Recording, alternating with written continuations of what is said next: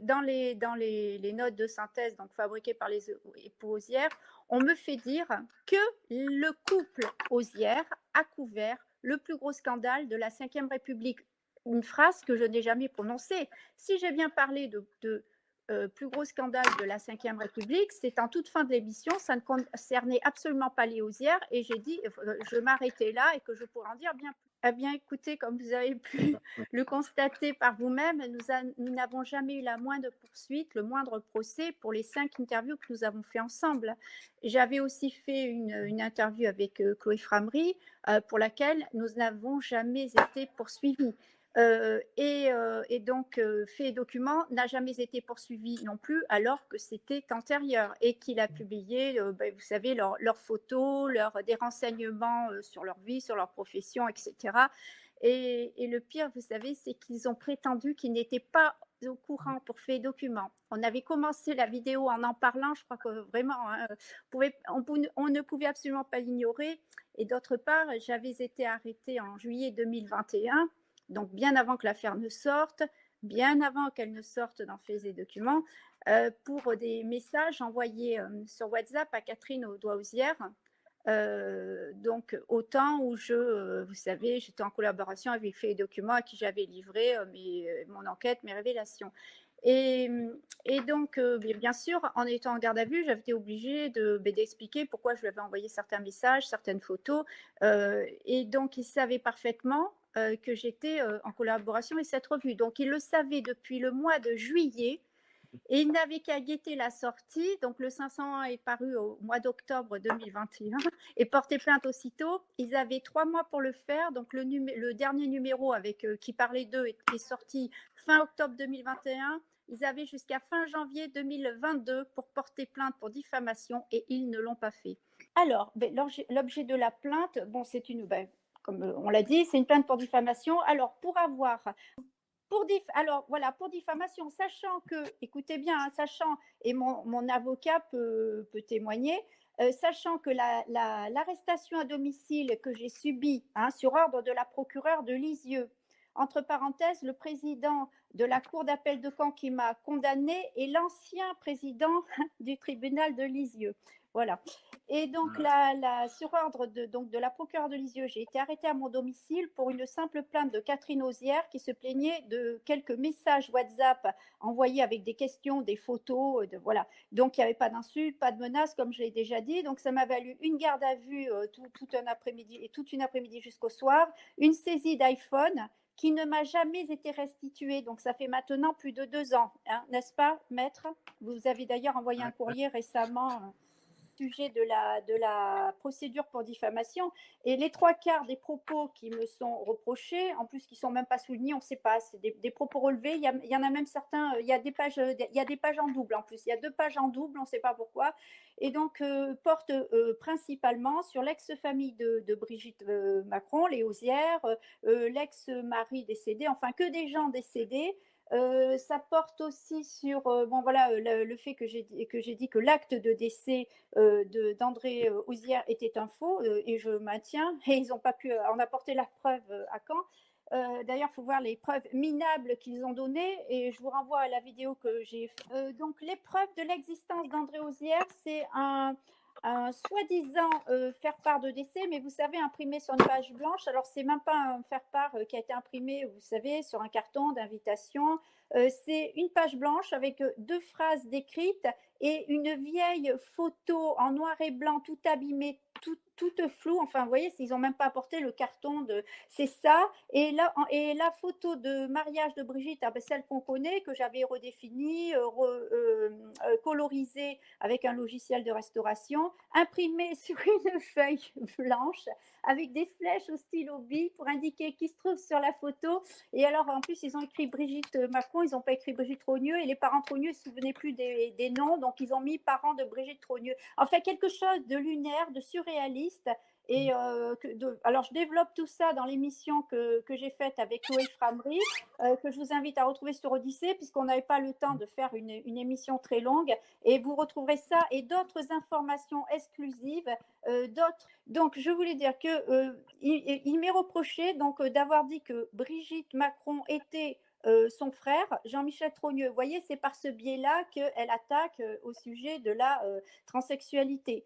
Donc voilà, donc Maître d'Angléan voilà, a trouvé la faille et donc c'est voilà l'article, enfin moi ça a coupé quand vous étiez en train de l'expliquer, donc l'article de loi sur la diffamation au sujet du genre. Donc voilà, c'est pas le bon article de loi, mais il y a très peu de choses sur ça. Là, le principal de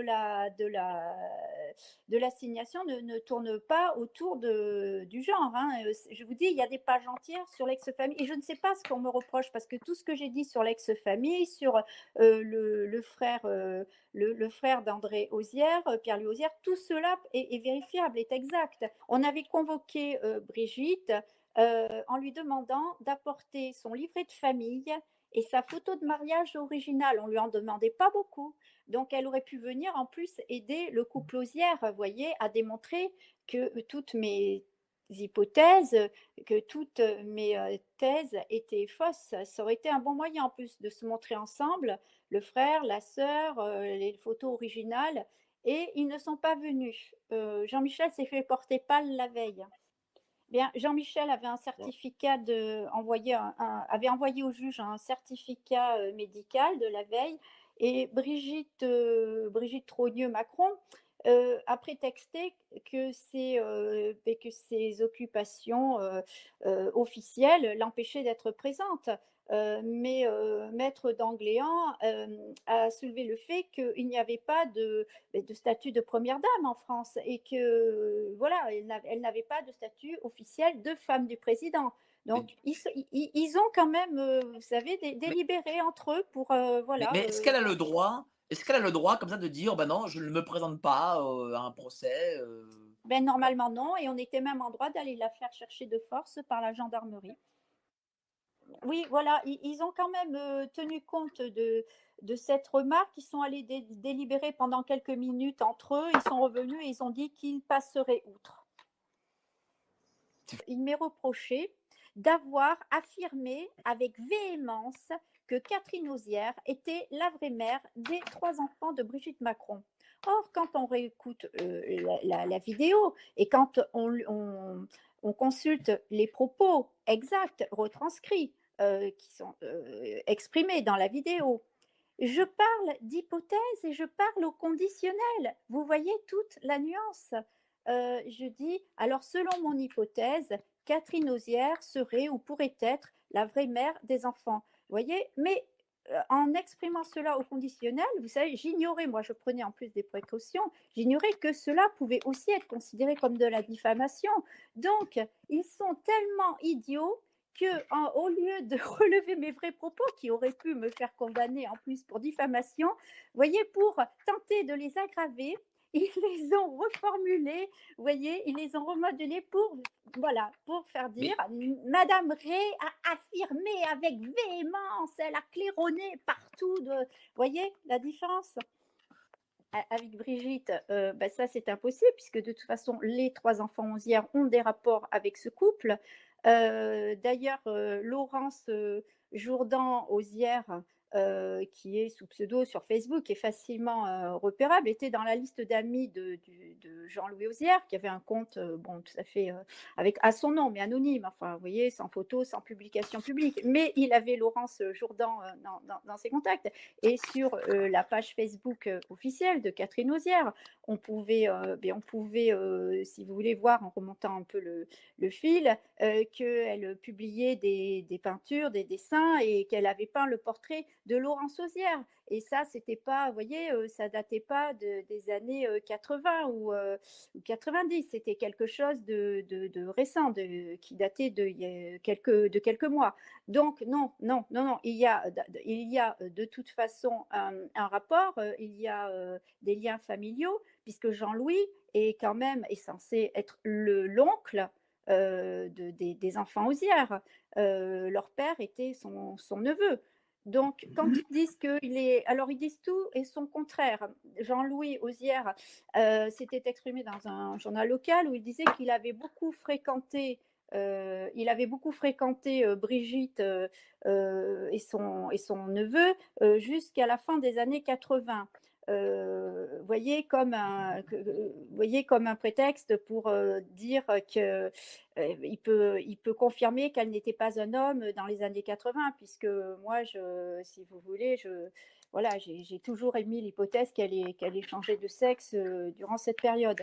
Et à la cour, devant le tribunal, bien, ils affirment en chœur qu'ils ne connaissent absolument pas ces gens, qu'ils n'ont aucun rapport avec, la famille, Macron, enfin que voilà. Mais, à tel point que le juge, ne comprenait pas ou faisait semblant de ne pas comprendre qui était exactement André Auzière par rapport à Jean-Louis Auzière.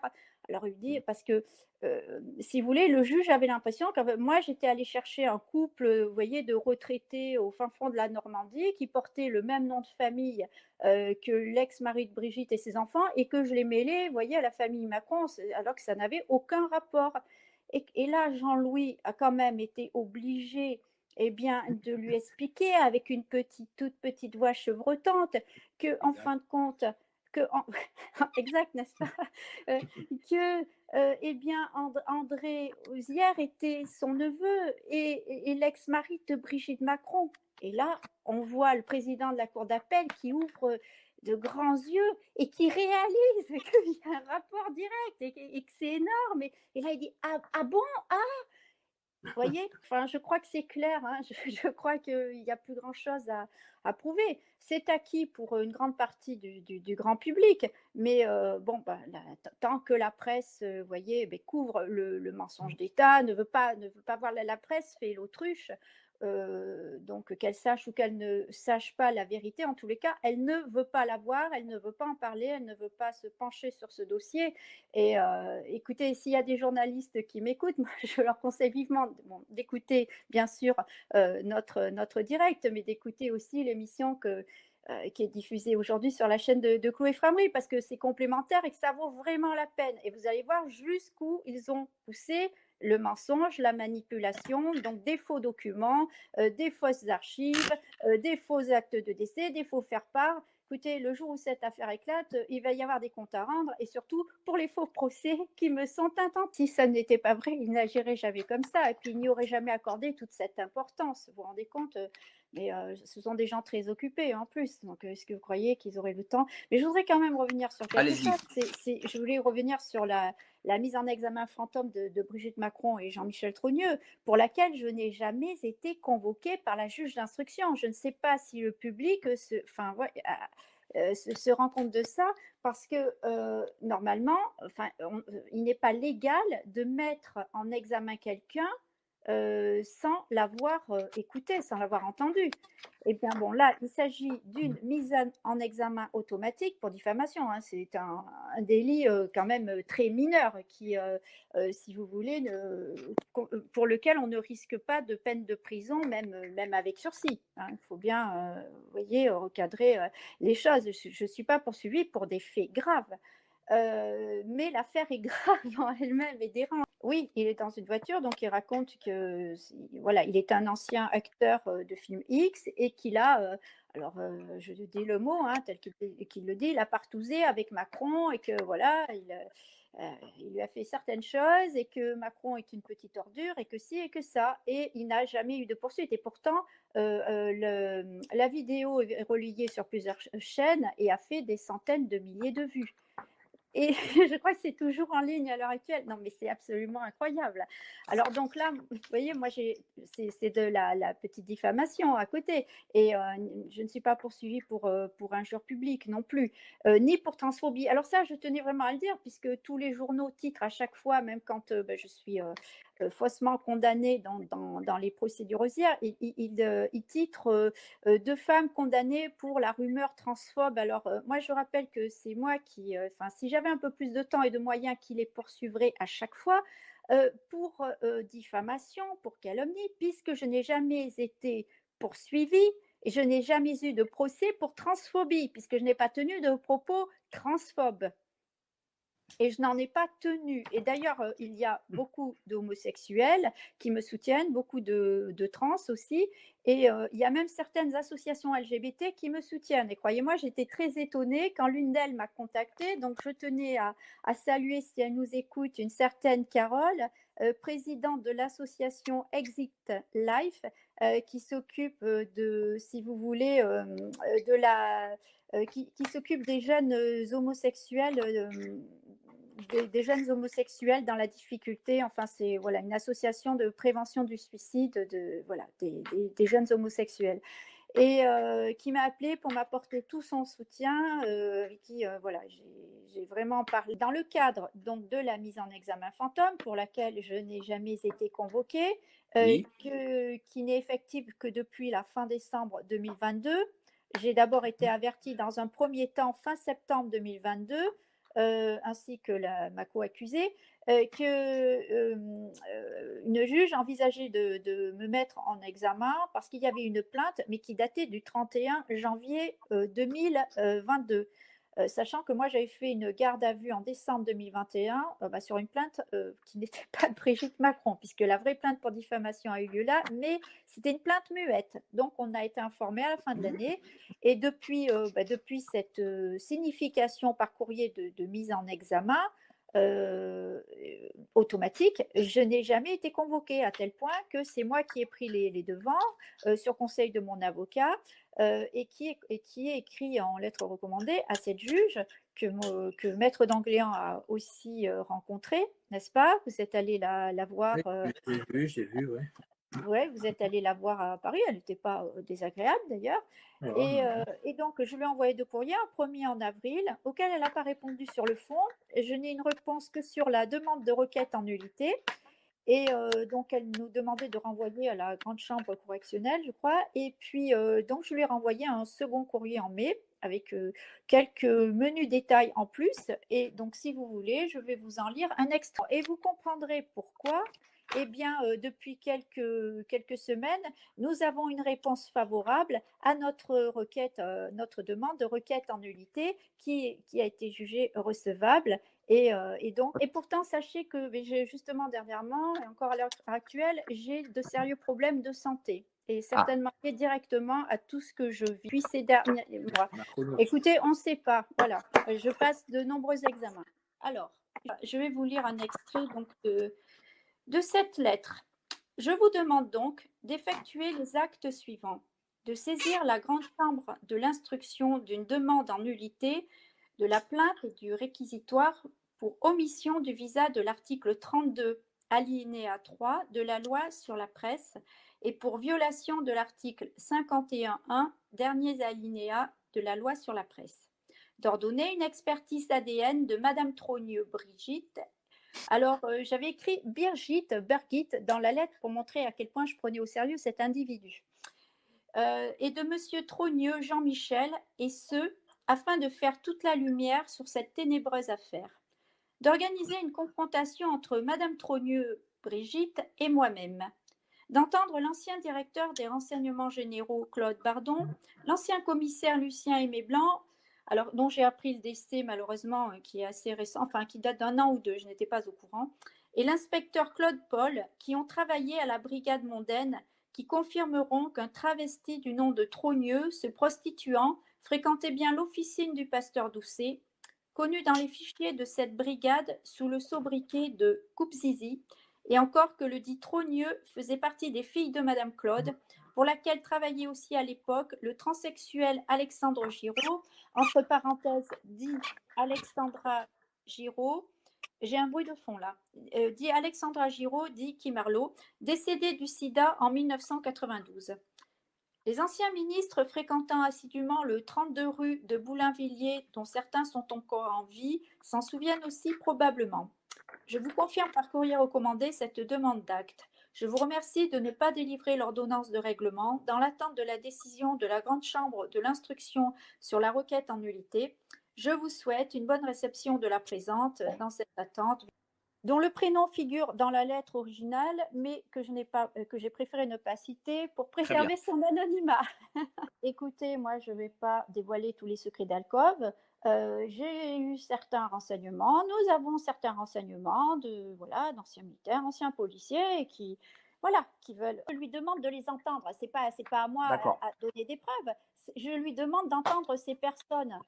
Donc, c'est à elle à dire si c'est vrai ou si c'est faux, en les convoquant et en les interrogeant et en demandant aussi des expertises ADN, voilà, en faisant ce que je lui demande de faire pour vérifier où est la vérité. Alors, donc, Jonathan Modin qui m'avait harcelé, qui m'avait même téléphoné, etc., pour vraiment me dissuader de continuer dans cette voie-là et qui m'assurait que tout ça était faux parce que lui, il le savait. Alors, j'aurais quelque chose à dire parce que vous savez, j'avais mis,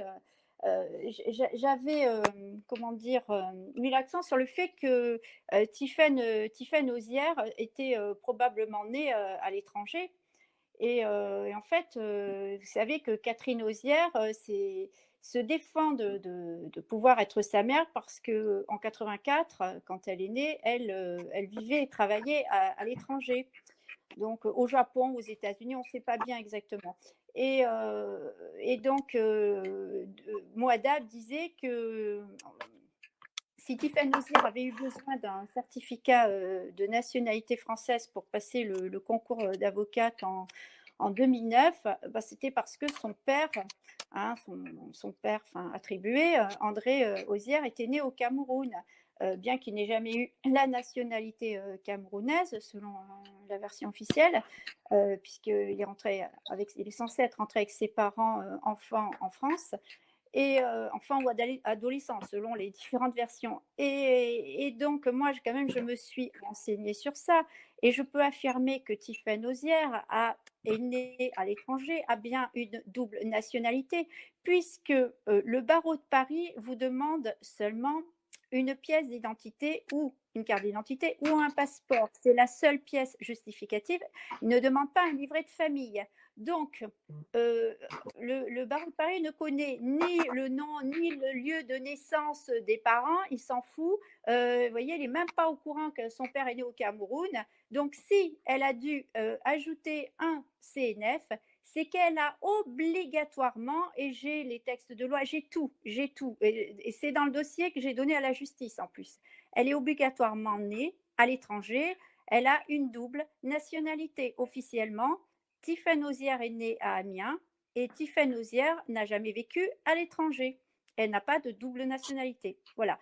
Donc, petit message, et je le renvoie donc, eh bien, écoutez, à la vidéo complémentaire sur la chaîne de Chloé Framery. Voilà, je pense que voilà, il va apprendre plein de choses. D'accord. Par contre, les osières ont donné mais voyez, deux ou trois preuves, mais pourries. Donc, malheureusement, je ne pouvais pas toutes les diffuser à l'antenne pour des raisons de vie privée, puisque Jean-Louis Osière a donné des photos de lui jeune qui ne font que confirmer bien le fait que c'est bien lui sur la photo de mariage truqué, de mariage, qui n'est même pas une vraie photo, sur un faux article de presse dans de fausses archives. Voilà. Et là, on fait toute la démonstration, justement, avec deux invités, que les archives du Touquet, donc les archives des Échos du Touquet et puis celles de La Voix du Nord, qui auraient publié à l'époque un article, sont complètement bidons. Voilà. Donc, dans le dossier que j'ai donné à la justice, mais aussi au cours du procès, j'ai apporté maintes fois les preuves des mensonges des osières. Mais en vain, et j'ai des gens qui mentent en face, qui mentent avec un aplomb, mais qui laissent sans voix. C'est absolument incroyable. Vous savez que Jean-Louis a même nié, mais devant le président, a nié avoir été décoré de la médaille nationale de l'Ordre du Mérite quand je lui posais la question.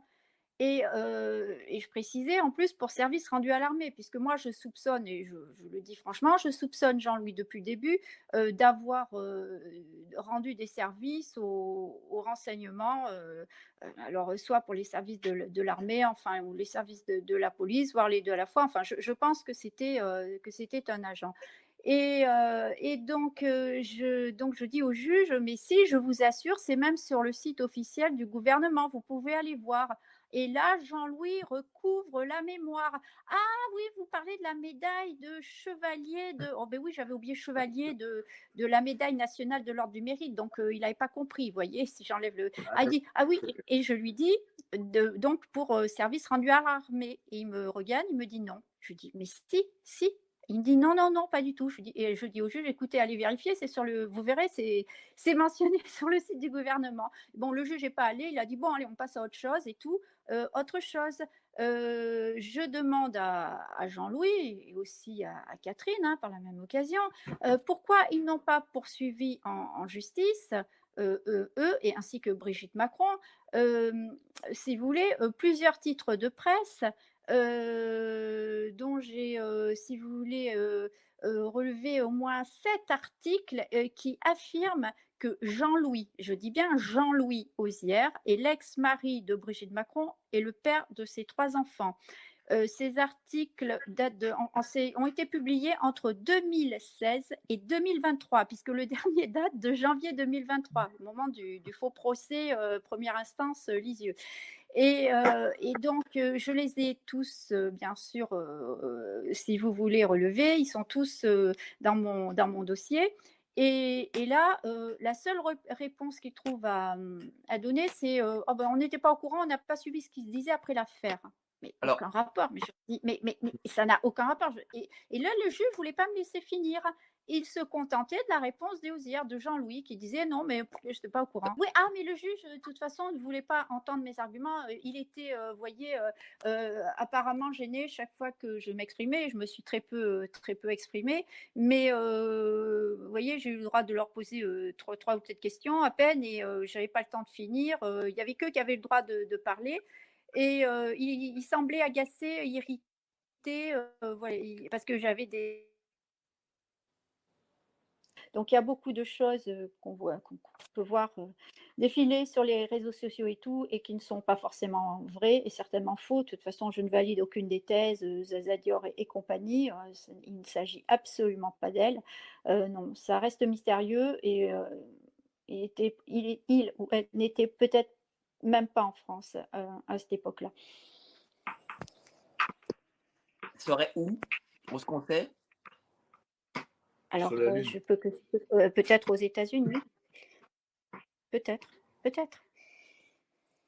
Mais si vous voulez, les 2 sont à la merci des gens qui sont au-dessus, de ce qu'on appelle l'oligarchie, ceux qui les ont placés là, pour une bonne raison. Donc, elle le tient et elle-même est tenue et vous voyez, c'est un peu, vous voyez, la chaîne, je te tiens, tu me tiens par la barbichette. Tout le monde se tient avec des casseroles. Et là, bon, Macron, là, c'est plus que des casseroles, quoi. C'est une usine entière de casseroles. C'est cocotte minute. Voilà. Mais là, il vaut mieux être Voilà. très prudent sur le sujet. Et en plus, je n'ai pas de preuves. Moi, vous voyez, voilà, je parle de ceux sur lesquels j'ai enquêté, pour lesquels j'ai certaines preuves. Ah, pas du tout. J'ai jamais enquêté sur Mimi Marchand, jamais contacté. Donc, il n'y a eu aucune approche. Et elle a nettoyé une partie, bien sûr, mais le plus gros a été fait par les services de renseignement. Ça, c'est une évidence absolue. Ouais, Oui, alors, il Donc, s'était fait hospitaliser et voilà, il est reparti chez sa sœur. Voilà, comme ça, il peut fréquenter. Mais vous savez, moi, pour le moment, j'ai plus de problèmes que Pierre Palmade. Je pense que, vous voyez, il est beaucoup plus libre. Vous voyez, enfin, voilà, après, soi-disant qu'il a été blessé, bon, voilà. Mais moi, j'ai pas eu d'accident. Mais en fait, j'ai plus de problèmes que lui dans ma vie courante. Et j'essaie. Maître Danglars me donne aussi beaucoup de courage, puisque, voilà, il a bien pris en main mes procédures, et que nous nous sommes pourvus en cassation, qu'il me laisse l'espoir que nous l'emportions. Et si nous ne nous l'emportions pas, je peux vous assurer enfin, la partie adverse aura de grosses surprises. Du fond du dossier, les fausses archives, etc. Et vous savez qu'une ex-banquière du Crédit du Nord a témoigné pour moi dans une attestation au procès de Caen. et donc beh, qui déclare qu'aucun André Auzière n'a enfin, n'a travaillé au Crédit du Nord, n'est retrouvable, puisqu'elle-même avait mené des recherches avec d'anciennes collègues, et elle est présente dans cette émission. Nous avons aussi un historien qui est présent avec nous, donc a pu Ah oui, examiner lui aussi les archives, valider mes analyses. Donc je vous assure que c'est très intéressant, et vous aurez une vidéo Donc, exceptionnelle. donc, Ah, pour l'instant, bon, vous imaginez bien que le procès est bloqué. Je ne peux pas sortir un livre sans parler des Osières qui vont m'attarder tout de suite un procès. En plus, c'est un d'accord. livre en auto-édition qui va faire au moins, je sais pas moi, plus de 320 pages. J'avais donné qu'une partie au tribunal. Il faut rajouter au moins 100 pages, 150 pages, je ne sais pas. Donc, un livre en grand format, on ne peut pas le sortir en format livre standard avec tous les documents, les photos qu'il contient. C'est un livre qui me revient trop. Pour l'instant, je ne peux pas financer ça, et je dirais même que si vous voulez, le format livre n'est même plus adapté. Il faudrait carrément faire un documentaire. Alors bon, j'ai été approchée pour ça. Enfin, vous voyez, voilà, il y a des choses que je ne peux pas dire. En tous les cas, moi, j'avais proposé les gens qui m'avaient versé des dons pour ce projet de les rembourser. Jusqu'à présent, je n'ai pas eu de demande sur PayPal. Sachant tous les frais juridiques que j'ai, puisque là, vous savez, les procès vont en appel, en cassation, et que moi-même, pour cette enquête, j'ai dépensé énormément d'argent, puisque j'ai dû faire beaucoup de déplacements, plus les réunions d'avocats à Paris, plus tout ça, vous savez, c'est pas gratuit, c'est très très cher, vous savez, d'être en procès, voilà, de devoir assumer tout ce que j'assume. Et malheureusement, bon, ce livre voilà, ne peut pas sortir pour le moment. Il sortira probablement un jour. Mais là, bon, c'est un nouveau procès d'assuré. C'est encore vous voyez, des gardes à vue. C'est infernal. Les gens n'ont pas conscience de tout ce que je vis, moi, depuis le début de l'année. Voilà, je suis en procès toute l'année. Il faut bien que les gens comprennent ça. Donc, je n'ai pas forcément pris le temps de tout faire. On avait commencé la mise en page avec Dominique, qui est présent dans l'émission chez Chloé. C'est l'historien donc qui m'aidait à la mise en page artisanale, mais on essayait de faire tenir ça sur un format standard, et c'est pas possible. Donc, vous voyez, bon, pour l'instant, le projet est arrêté. Je peux pas, voilà. Puis je peux pas tout faire à la fois. Je vous assure que tout ça, ça prend énormément de temps. En tous les cas, moi, j'ai des nouvelles informations, des nouvelles révélations exclusives. C'est que de l'inédit, tout ce qui est chez Chloé. Après, bon, il y a quelque chose, je vous ai lu l'extrait de la lettre envoyée au juge d'instruction, je la lis aussi chez Chloé, donc voilà, ça fait doublon, mais autant que l'information circule.